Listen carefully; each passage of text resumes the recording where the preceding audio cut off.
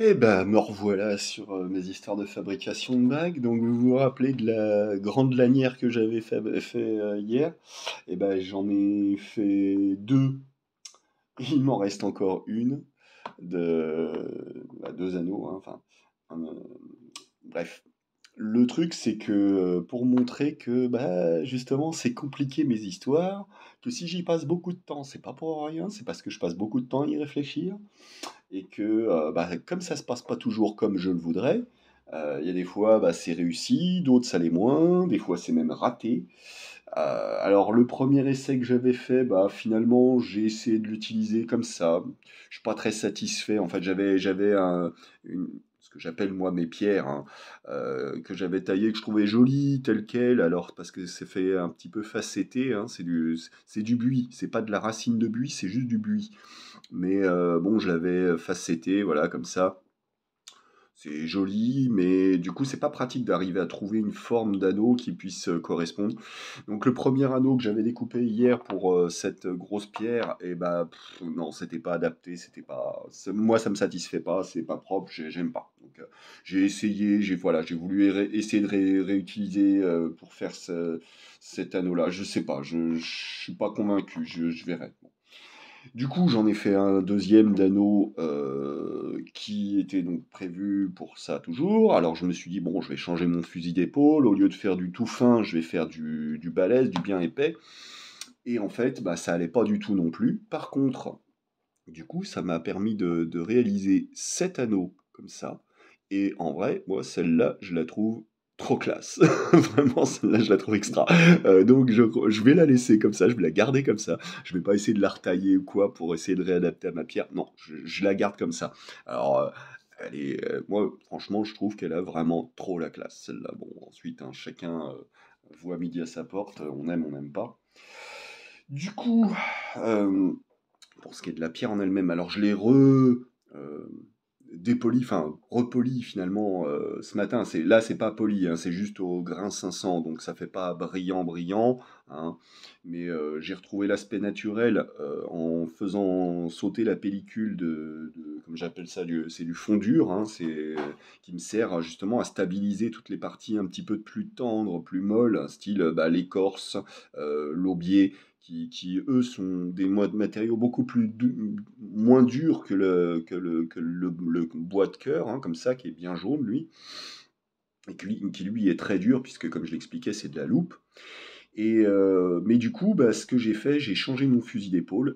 Donc là, ce matin, j'ai passé un bon moment à retailler, hein, vous voyez, non pas retailler, tout, voilà, regardez, ça c'est ce que j'ai redécoupé. Alors moi, il y en a un autre petit morceau que j'ai déjà acheté. Enfin bref, j'ai redécoupé les morceaux en dessous parce qu'il y avait juste l'encoche sur toute la longueur et puis bah, sur le morceau en entier. Là, j'ai été obligé pour refaire quelque chose de plus, voilà, de plus facile à monter, j'ai envie de dire, hein, puis qui va cacher l'assemblage de l'anneau au final. Donc je l'ai retaillé. Alors ça prend encore un bon moment parce que bah, je commence par découper avec bon, bah, mon reste de scie japonaise qui avait cassé mais que j'avais gardé, enfin réutilisé, ouais, mes petits bricolages, bref.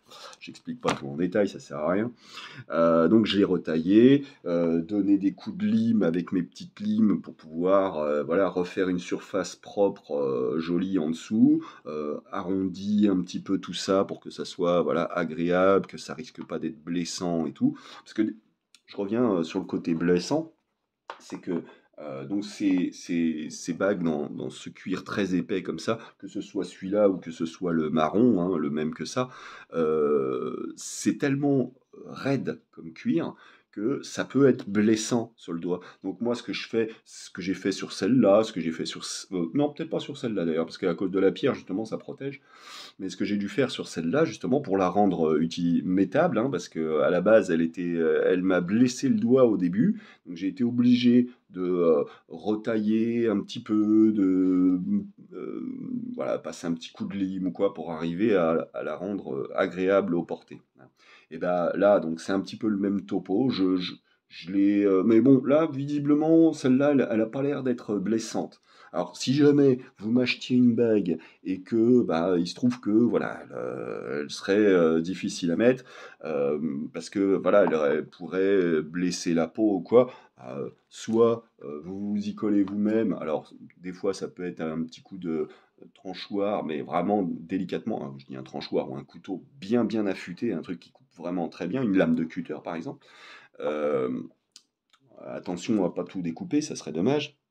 Ou simplement une petite lime, alors ça peut être lime à ongles, hein, même pourquoi pas, du moment que ça arrive à râper là où ça pourrait être blessant. Voilà, juste. Et puis si vous sentiez pas de le faire vous-même, que voilà, bon bah il suffit de me repayer les frais de port, hein, merci, je vais pas non plus les payer, voilà.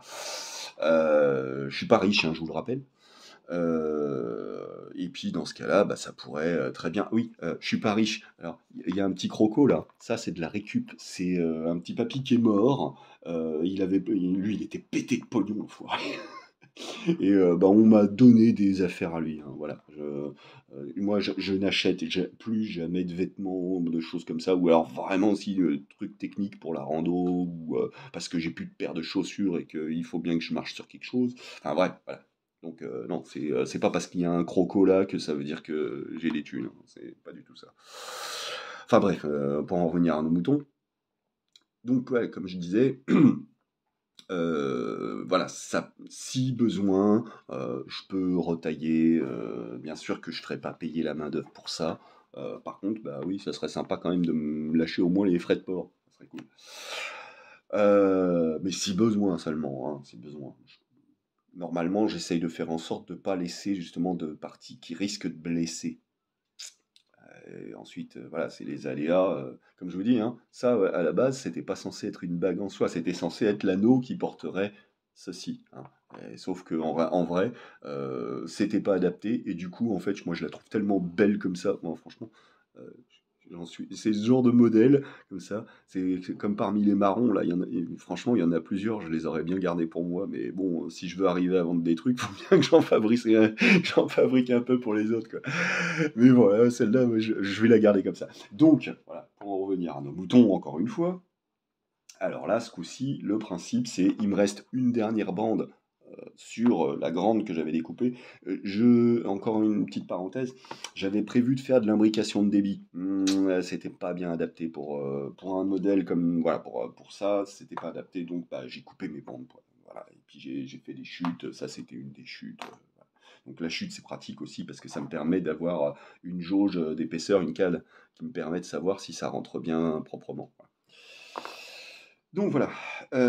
Et bien maintenant, le principe, c'est, bah, je vais vous faire voir comment je vais, à partir de ce petit morceau de bande. Et toi, Mimi, tu viens pas m'emmerder pendant que je suis en train de bosser. C'est ma petite vieille, petite mamie de 18 ans là, hein? Hein? Toute vieille là, avec tes grandes moustaches là. Toujours emmerdante celle-là, bah oui, parce que là, il est 11h30 bientôt, donc ah, il fait faim, hein, file-moi des croquettes ou de la pâtée, vas-y, c'est pas ta pute. Bref, donc je vais vous faire voir comment ça se passe et à quoi ça va ressembler au final, hein. Alors, je prends mon... Ah oui, mais alors si je donne des coups de marteau, ça va faire tomber mon bordel. Donc je prends mon emporte-pièce. Alors je me mets dans un angle. Alors, je pourrais faire de différentes façons. Euh, je pourrais me mettre centré et puis faire des découpes de chaque côté, faire un truc. Voilà. C'est ce que je vous dis. Chaque modèle peut être unique. Voilà. Je pourrais. Alors, quand je dis chaque modèle est unique, c'est-à-dire que arrête, Mimi. Non, je sais que tu veux venir, mais tu veux m'emmerder pour des croquettes. Fais pas chier. Donc oui, chaque modèle est unique au final parce que bah, déjà, suivant la longueur que je vais utiliser, suivant bah, au moment de faire la découpe, suivant les choix que je vais faire comme type de découpe, suivant le modèle que je veux monter ou pas dessus, il y a plein il y a une infinité de façons de faire. Donc voilà, c'est pour ça que je dis que chaque modèle est unique, même si j'exclus pas que je refasse. Et t'arrêtes de m'emmerder, vilaine. En plus, elle est accro au tabac. Non, je dis elle est accro, elle est pas accro, mais tu sais, c'est un truc, c'est marrant ça. Ça, j'ai jamais vu faire. Mais en fait, je crois avoir découvert, bon, petite parenthèse, pardon, en fait, un jour, elle m'a réclamé du tabac. Qu'est-ce que c'est que ces conneries? Mais elle insistait, hein, genre, ça sent trop bon ton truc, vas-y, fais péter. Je lui donne une petite boulette de tabac. Et depuis, en fait, quand je me roule une clope, arrête, emmerdeuse! Eh ben, elle me réclame du tabac. Alors, je lui en donne un tout petit peu à chaque fois. Je suis pas un cinglé. Mais en fait, je pense que c'est la nicotine qui agit comme vermifuge, en fait. C'est, oui, on sait que dans la nature, ah, vilaine, arrête de m'emmerder. Dans la nature, il y a les animaux, ils se vermifugent eux-mêmes en consommant des plantes. Enfin, ils ont leurs petites astuces. Ils peuvent se désintoxiquer en avalant de l'argile ou du charbon. T'arrêtes de m'emmerder, vilaine. Donc voilà, petite parenthèse au passage. Donc, je vous montre le truc. Alors, là, tout de suite, je prends le parti de me le faire. Donc, je me mets dans l'angle. Au lieu de me centrer, je me mets dans l'angle. Donc, d'abord, le gros emporte-pièce, diamètre 6. Alors, je pourrais faire juste une saignée ou avec que du diamètre 2 aux deux extrémités de l'ouverture. Vous verrez à quoi ça va ressembler et vous comprendrez si ça vous amuse d'essayer de le faire vous-même. De toute façon, comme je dis, hein, là, je suis en train de vous expliquer le mystère du truc, hein, toute la création que j'ai inventée autour de ça, bah, ça repose autour de ce que je suis en train de vous montrer. Donc, si vous voulez copier mes inventions, bah, voilà, servez-vous. Ça fait un peu chier si je peux même pas en tirer le moindre petit bénéfice, mais bon. Hein, ensuite, si vous voulez copier malgré tout pour le plaisir de faire soi-même, alors ça, c'est comme je disais hier, hein, c'est certainement pas moi qui vais vous en empêcher et vous en vouloir. Par contre, c'est vrai que si vous voulez me dire merci pour ça, m'envoyer un petit 5 balles sur mon PayPal, bah, ça sera toujours cool. Franchement, moi, ça me fera plaisir. Et ça me ferait plaisir, justement, de me dire, ah, le mec, il est reconnaissant même s'il pouvait se passer que voilà, il pouvait ne pas me filer 5 balles, mais il le fait quand même pour dire merci mec. Ça me ferait plaisir. Bref. Donc moi je débouche parce que là c'est du diamètre 2, hein, celui que je viens de faire. Alors je me suis mis à 20 mm, je pense, j'espère que ça devrait suffire. Normalement oui. Encore que je suis pas sûr. Attends, je vais vérifier quand même, hein, parce que et je pars en même temps. J'ai 20 mm d'un bout à l'autre.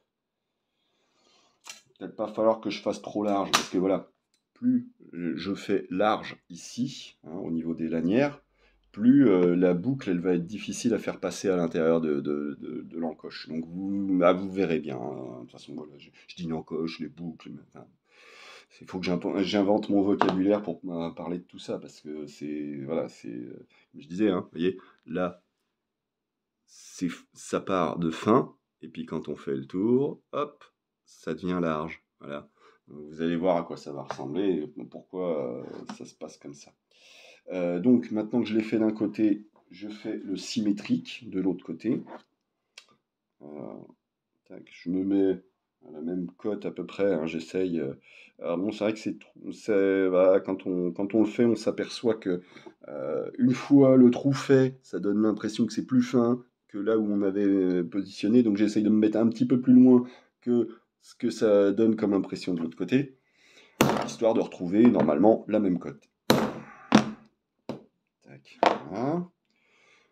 Donc oui, je disais, je débouche le petit parce que sinon, bah, des fois, le cuir, il reste coincé dedans et ensuite, ça devient une tannée pour arriver à le ressortir. Alors, tac. On va essayer de bien ça. Donc je maxe sur le 20 mm. Donc, toujours en espérant que ça suffira.